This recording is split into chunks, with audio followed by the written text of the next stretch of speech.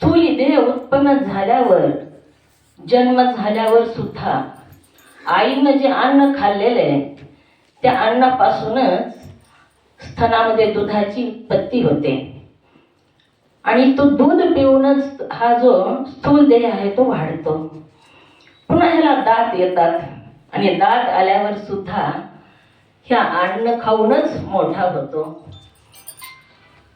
आणि मोठा झाल्यानंतर जेव्हा ह्या जीवाचाही स्थूल देह पडतो तेव्हा सुद्धा अन्नमय पृथ्वीमध्येच हा विलीन होतो. त्याला दहन केलं जातं किंवा दफन केलं जातं, ते पृथ्वीतच केलं जातं.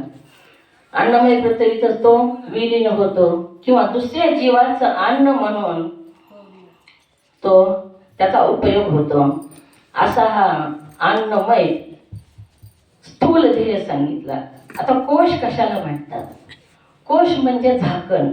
जसं म्यानमध्ये तलवार ठेवण्यासाठी जे म्यान असते, कव्हरवरचं झाकण असतं, त्याच्यामध्ये आपण तलवार ठेवतो. ज्याप्रमाणे धन ठेवण्यासाठी धनकोश असतो, त्याला सुद्धा कोशच म्हणतो आपण. धन ठेवण्यासाठी जे धनकोश असतो त्याला, तसंच हा अन्नमय कोश सांगितला, कोश सांगितलेला आहे.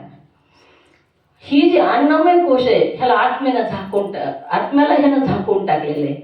ज्याप्रमाणे तलवारीला त्या वरच्या म्यान झाकलं, ज्याप्रमाणे धन ठेवण्यासाठी धन मध्ये ठेवलं जातं आणि कोशांवरून झाकलं जातं, तसंच हा स्थूल देह जो आहे तो मधला आत्मा आहे ना, त्याला ह्या स्थूल देहानं झाकून टाकलेले आहे.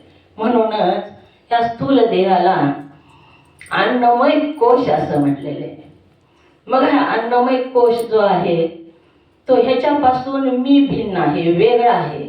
हा अन्नमय कोश दृश्य आहे आणि मी त्याचा दृष्टा आहे.